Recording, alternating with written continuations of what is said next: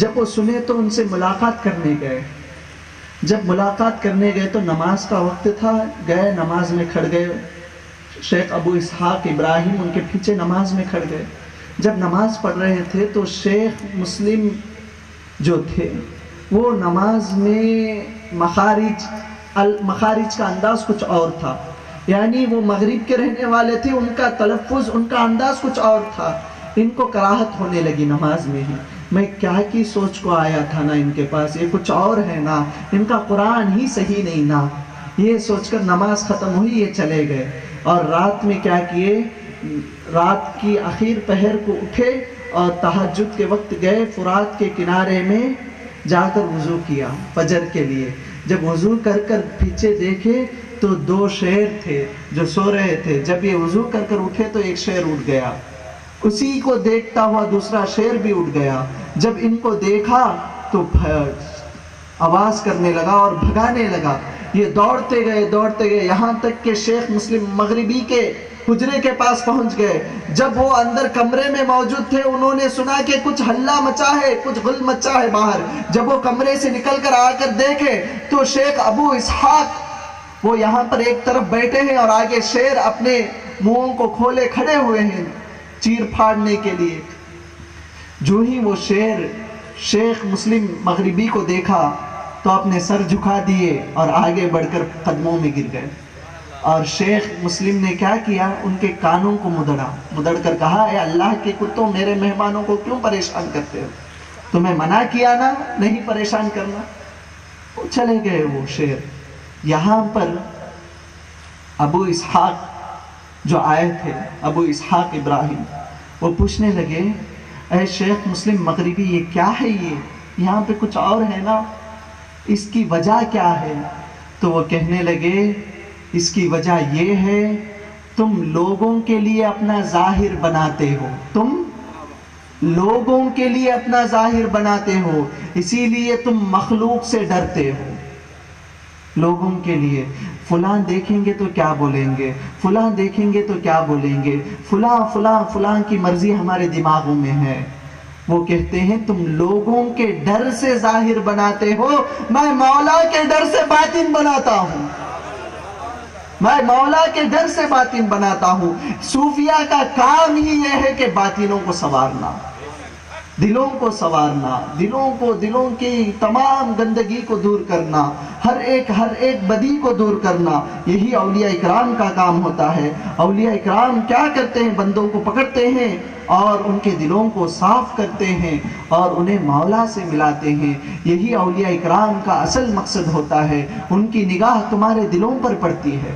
اللہ کے رسول نے فرمایا، اتقوا من فراست المؤمن فإنه ينظر بنور اللہ. اے لوگوں، میرے ولی کے دیکھنے سے بھی ڈرو، میرے ولی کے دیکھنے سے بھی ڈرو، کیونکہ وہ میرے نور سے دیکھتے ہیں، وہ میرے نور سے دیکھتے ہیں. ان کا دیکھنا اور سادے انسان کا دیکھنا الگ الگ ہے.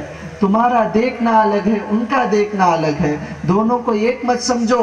میرے ولی کے دیکھنے سے ڈرو کیونکہ ان کی نگاہ تمہارے دلوں پر ہوتی ہے. تمہارے دلوں کی حالتوں کو بدلنا میرے ولی کا کام ہے.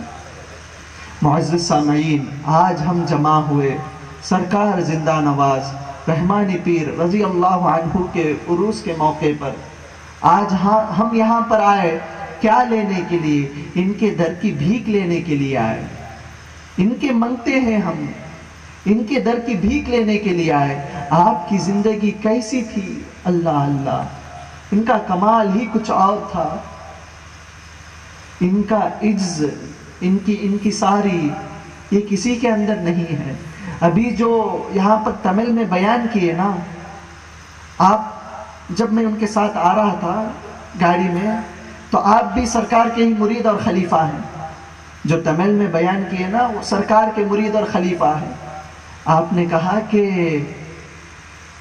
ایک بات میں بتاتا ہوں، نمبلوڑ شیخ کیا بولے، وہ ہمارے شیخ کا کمال یہ تھا حضرت، وہ بول رہے کہ ہمارے شیخ کا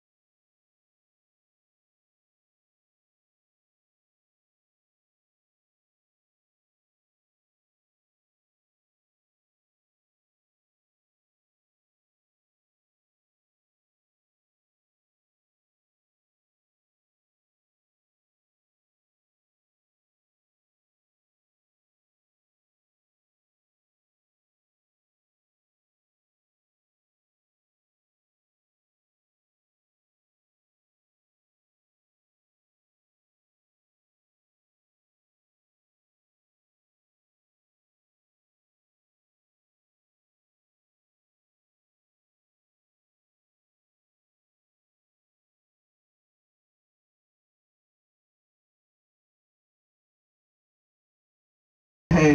اللہ کا ذکر بھی ولیوں کا ہی ذکر ہے. خود اللہ کہتا ہے ان احبائی واولیائی الذین یذکرون بذکری واذکروا بذکرہم.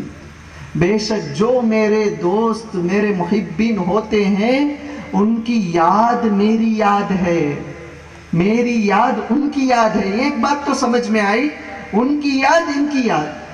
سرکار رحمانی پیر کی یاد اللہ کی یاد، یہ بات سمجھ میں آتی ہے. یہ دوسری بات کیا ہے؟ اللہ کی یاد سرکار رحمانی پیر کی یاد. پہلی بات تو سمجھ میں آتی کہ وہ خالق یہ مخلوق، وہ معبود یہ عابد، وہ حقیقت ان کے بندے ہیں. یہ